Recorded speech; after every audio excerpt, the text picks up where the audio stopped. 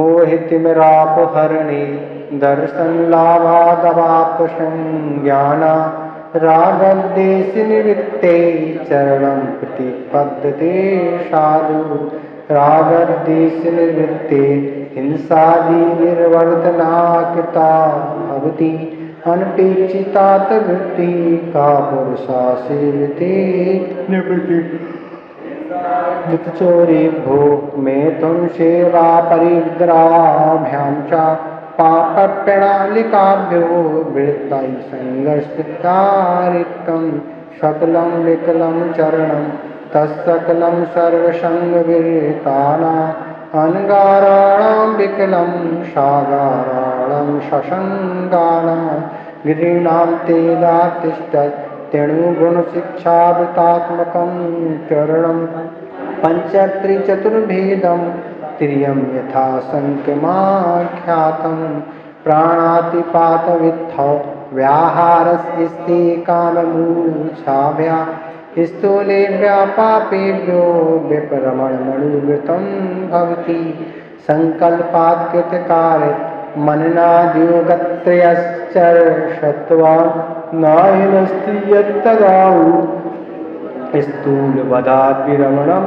निपुणा छेदन बंधन पीडन मतिभारारोपणं व्यतिचारा आहार वारणापि च स्थूलवदाद्व्युपरते पंच स्थूलमलीकं न वदति नापरान् बाधति सत्यमपि विविधि यत्तद्वदन्ति सन्ता स्थूलमृषावादवैरमणं परिवादरोव्याख्या पैशून्यमकूटलेखकरणं च न्यासापहारितापि च व्यतिकर्मा पञ्चसत्यस्य निहितं वा पतितं वा सुविस्मृतं वा परश्रमविशिष्टं नारतीयञ्च न दत्ते तद कृष्णचौर्यादपारणम्। कितने हुआ है? इस तरह आचार्य महाराज ने कल चोरी का स्वरूप बताया था। अचौरण व्रत क्या है? अब आगे आ रहा है उसके अतिचार क्या है।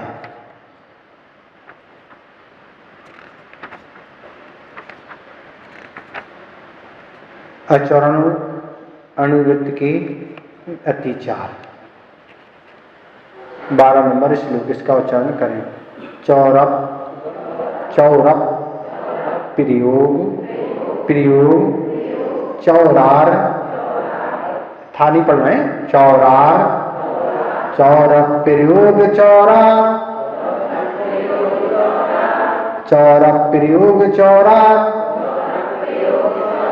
था दान विलोप विलोप सादृश सादृश सन्मिश्राः सन्मिश्राः दीर्घ और विसर्ग सन्मिश्राः था दान विलोप सदृश सदृश सन्मिश्राः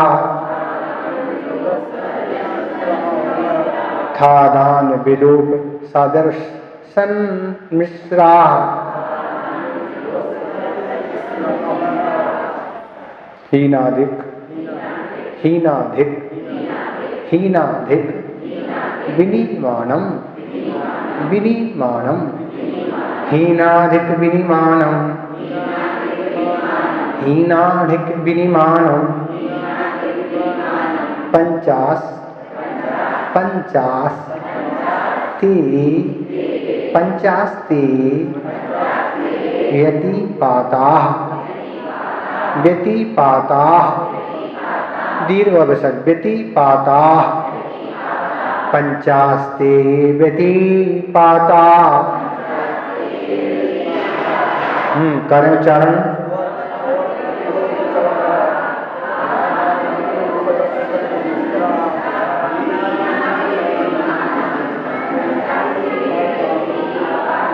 कहाँ दिक्कत हो रही उच्चारण में? ठीक से हो रहा? कहीं दिक्कत हो रही क्या? किसी को नहीं हो रही? ठीक से बन रहा? चारों चरण एक साथ देखें, सुने आप पहले चारों चरण।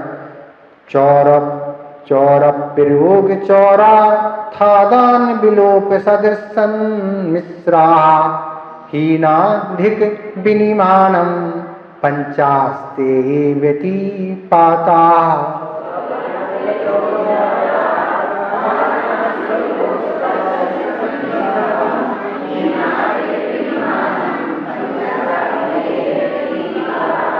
एकदम स्पष्ट हो गया, कहीं दिक्कत नहीं है।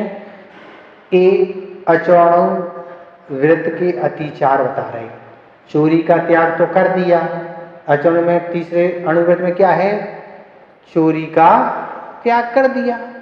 पर चोरी का त्याग करने के बाद भी बहुत सारे रास्ते हैं।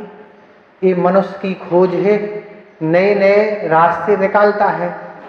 पर आचार्यों की भी बुद्धि है, आचार्यों की बुद्धि के आगे अपनी बुद्धि नहीं चलती।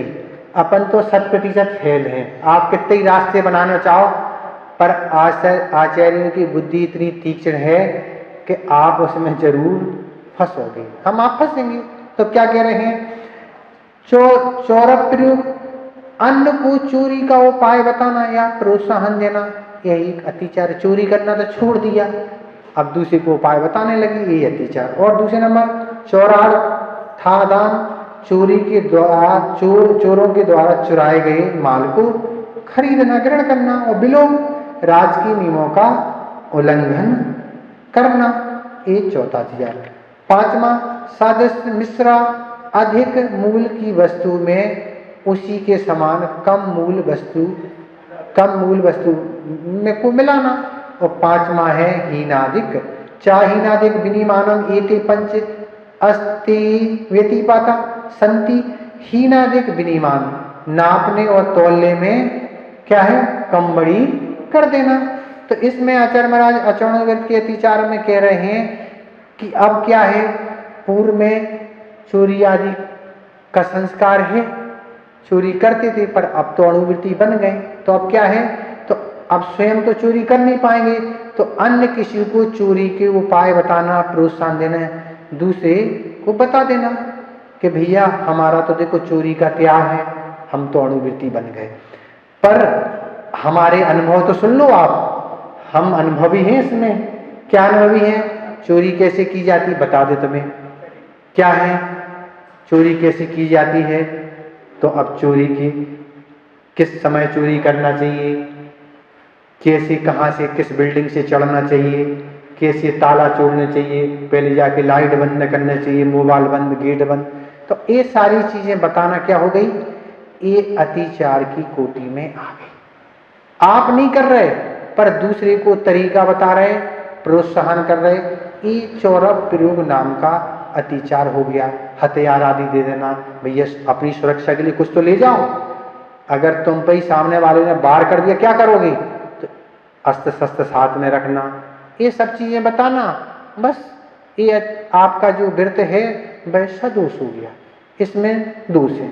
तो दूसरे से प्रेरणा मिले दिलाना, या स्वयं नहीं दे पा रहे, भाई अपना नहीं है, दूसरे से कहते भैया हम नहीं दे पाएंगे, लोग कहेंगे, बदनाम करेंगे, हम वो अणुवृत्ति होगी, ऐसा कह नहीं, हम नहीं कर पाएंगे, तुम बता देना उसको, ठीक है, तरीका हम तुम्हें बता दे, तुम उसको बता देना।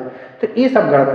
किसी ने प्रेरणा दी, उसकी अनुमोदना, या किसी ने एक कार्य बताया चोरी आदि का, हाँ बहुत अच्छा किया, तो ये अनुमोदना हो गई।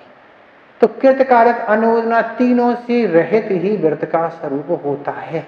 अब उससे आपकी पूर्णता छुट्टी होगी, तब आप वृत्ति कहलाओगे। ऐसा नहीं कि रास्ता आप ढूंढ लो दूसरा, ये हो गया तरीका बदल दिया, सीधी बात है, स्वयं नहीं करके दूसरे से करा रहे। क्यों करा रहे, अगला अतिचार आ रहे, समझ में आया क्यों करा रहे, वो भी आने वाला है। तो इस तरह से किस तरह से सावधानी आदि रखना, सारी चोर को सारी चीजें बता देना, तो ये क्या हो गया, चोर प्रयोग नाम का एक अतिचार हो गया। अगर ऐसा वह करता है तो व्रत क्या हो गया, सदोष हो गया, दोष की निर्वृत्ति नहीं है। व्रत तो है, पर व्रत कैसा है, सदोष है, दोष की सहत है। अगला क्या है, चौरार्थादान, चोरों के द्वारा चुराए गए माल को ग्रहण करना। क्या हो गया, स्वयं तो कर नहीं सकते, अब चोर ने जो चोरी की है उसका माल खरीदना, क्योंकि माल किसी ने खरीदना, क्योंकि जितने में खरीदना उतने में खरीद लूं, चोरी का माल तो ऐसे ही बिकता है, कितने में बिकता है। अब वो तो सामने वाला भय से युक्त है, घबरा रहा है, उसको तो जितना मिल जाए उतना ही अच्छा है। एक दृष्टांत याद आ रहा, आपको सुना दी रहे, अच्छा रहेगा। एक चोर था और वह कहीं से घोड़ा चुरा के लाया और मार्केट में खड़ा था, लोगों से कह रहा था ये घोड़ा बेचना है। लोग आए, लोगों ने कहा हम तो 600 रुपये में देंगे, 600 रुपये देंगे इस घोड़े के। वो कह रहे 600 के नहीं बेचेंगे। दूसरे ने कहा 700 का, तीसरे का 800 का, नहीं हम नहीं बेचेंगे। क्या चोरी का है घोड़ा, क्या इतना सस्ता बेच के क्या करें। उसको कोई पता नहीं है कि घोड़े कितने में बिकती, ना उसने कभी खरीदा है ना कभी बेचा, उसको कोई ज्ञान था ही नहीं। वो यही कहता कोई चोरी का है, ऐसे सस्ते में देंगे क्या, नहीं देंगे। एक चोर और बाजू में खड़ा था, वो सब सुन रहा था, वो समझ गया निश्चित ही चोरी का है घोड़ा। वो कहने लगा भैया खरीदने के लिए तो हम तैयार हैं और जितना तुम्हें पैसा चाहिए सो हम देने की तैयार हैं, पर इसकी चाल ढाल तो देखना पड़ेगी, तब तो देंगे पैसा, ऐसे कैसे ले लेंगे। हम ले गए पैसे दे दिए और ले गए, वो काम नहीं किया तो क्या मतलब है। तो कुछ देर दे दो आप देखने के लिए, तो हम देख के अब आपको पैसे दे देंगे बस। और ये नारियल है हमारे हाथ में, ये बयाने में है, ले लो बस। उसको नारियल उसको दिया और वो गया देखने के लिए, गया तो बहुत देर तक इंतजार किया, वापस नहीं आया। तब जो घोड़े के दाम पहले जिन्होंने लगाए थे वो कहने लगे भैया क्यों घोड़ा बिक गया। कल हाँ बिक गया, कितने में बिक गया। कल जितने में आया तो उतने में बिक गया, जितने में आया तो उतने में बिक गया, बस एक खोका है हाथ में, बस यही मिला। तो ऐसे चोरी के चोरों के काम होते हैं। तो ये कह रहे हैं चोरी का माल, चोरों के द्वारा गए माल को ग्रहण करना, चोरी का माल खरीदने से चोरों को पीड़ा मिले, इसमें क्या दोष है महाराज। चोरी का माल खरीदने में क्या दोष है।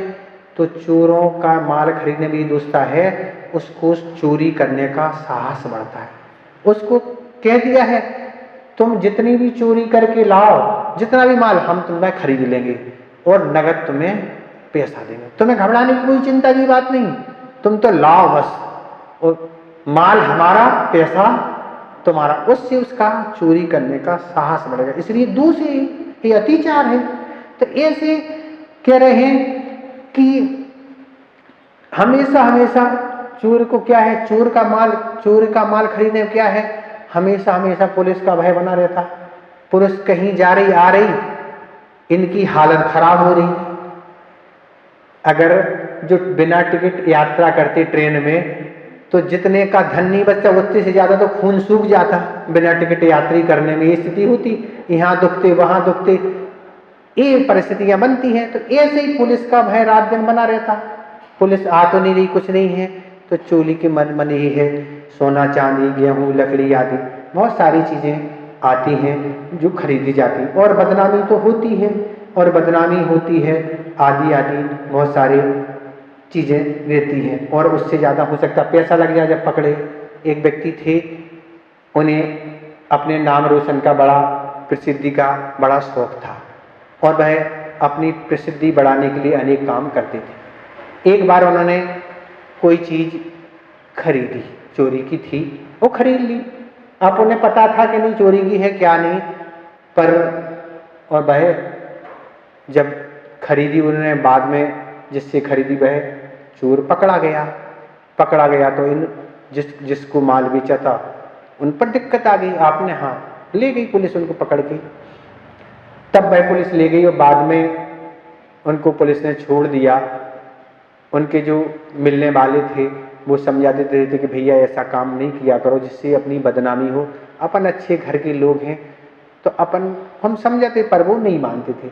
तब भाई मिलने आए तो वही कहते थे भैया आप प्रसिद्धि चाहते थे कि हमें दुनिया पहचानने लगे, अब तो पहचानने लगी, अब सभी लोग जानने लगे कि हाँ अब तुम चोरी का माल खरीदते हो। अब कोई परिचय की जरूरत नहीं, प्रसिद्धि बन गई तुम्हारी। प्रसिद्धि है किस रूप में बनाना, वो अपना काम है व्यक्ति का, जिस रूप में आपको बनाना बना लो। तो ऐसी ये प्रसिद्धियां बनती हैं। तो कह रहे चौर्यार्थार्थ दान, चोरों के द्वारा चुराए माल को ग्रहण करना। विलोप माने राज के नियमों का उल्लंघन करना, जिस देश विदेश में किसी वस्तु का लेन देन का व्यवहार बंद है, जिस राज्य में अपने राज्य की वस्तु का आना जाना राज्य में निषिद्ध है, तो उसमें क्या है, उन चीजों को चोरी से खरीद लेना। अब चोरी से आएगी जब निषिद्ध है, या टैक्स के कारण भी गड़बड़ियां होती हैं। अनेक देश विदेशों में, अनेक राज्यों में कम ज्यादा टैक्स रहते हैं, तो वस्तु खरीद लेते हैं राज्यों में और जिलों में। तो ऐसे राज्य के नियमों का, कानून का उल्लंघन करना, इसमें भी चोरी का अतिचार है। तो इस तरह से ये भी चौथा नंबर अतिचार। तीसरा नंबर है, तीसरा चौथा नंबर का अधिक मूल्य की वस्तु में उसी के समान कम मूल्य वस्तु को मिलाना। अधिक वस्तु वाली मूल्य है और अपन को मार्केट में सस्ती बेचना है, जब तो ग्राहक आएंगे। ग्राहक कब आएंगे? जब हम मार्केट से सस्ती बेचेंगे। उसके लिए क्या उपाय है? उसके लिए उपाय है कि अधिक मूल्य वाली वस्तु थी, उसी के समान रंग रूप में मिलने वाली कम मूल्य वाली वस्तु से मिला के और मार्केट में सस्ती बेच देना, ज्यादा माल बिक जाएगा। तो ये भी एक चोरी के अंतर्गत अतिचार है। इसलिए दूध में पानी मिलाना, पानी में दूध नहीं, वो तो गड़बड़ हो जाएगा। तो इसलिए पानी भी आजकल बिक तो रहा है, पर दूध से तो सस्ता ही है। आजकल तो शास्त्रों में भी मिलावट होने लगी है। उस जमाने में आचार्यों ने तो लिखा है कि वस्तु में मिलावट, पर आज शास्त्रों में मिलावट चालू हो गई। गाथा ज्यों की त्यों रहेगी, संस्कृत टीका में अंतर है, हिंदियों में अंतर है, भावार्थ में अंतर है। इस तरह से आचार्यों के नाम ज्यों के त्यों हैं और ये सारे परिवर्तन, ये भी सब चोरी के अंतर्गत हैं। तो अपन को सावधान रहना चाहिए। आचार्य ज्ञान सागर महाराज जी हमेशा कहते थे कि आचार पंडित ग्रंथ ही पढ़ना चाहिए। जो प्रमुख आचार्य हैं, जो मान्य आचार्य हैं, उनके ग्रंथ ही पढ़ना चाहिए। और व्यवस्थित जो विद्वान हैं, प्रतिष्ठित विद्वान हैं, उनने जिनकी हिंदी की है, उनको ही पढ़ना चाहिए। अथवा कहीं से किसकी पढ़ लोगे, आपकी वैसी धारणा बन जाएगी, आप मार्ग से भटक जाएंगे। इसलिए अपनी मनोदशा को अच्छा रखना चाहते हो, सुरक्षित रखना, तो कहीं भी कोई पुस्तक कहीं से उठा के पढ़ना बिल्कुल उचित नहीं है, क्योंकि मिलावट का आज जमाना है। आज ऐसी स्थितियां हैं कि आज बहुत कुछ परिवर्तन हो रहा है। आप स्वयं सोचें। इसलिए यहाँ वहाँ की चीज़ें अपन को नहीं पढ़ने, यहाँ वहाँ की मान्यता नहीं पढ़ने। बाजार में अपन जाते हैं, 10-5 रुपए की वस्तु जब खरीदते हैं, बहुत सोच विचार करते हैं, ऐसा नहीं हम वस्तु में ठगाए जाए। पर धर्म एक ऐसी वस्तु है कि हम बिना उसके खरीद लें, बिना उसके किसी पर विश्वास कर लें, ये बिल्कुल उचित नहीं। पहले विश्वास पूर्णता अच्छे जमा के ही अपन को जहाँ कहीं से कोई चीज़ लेने योग्य होना चाहिए।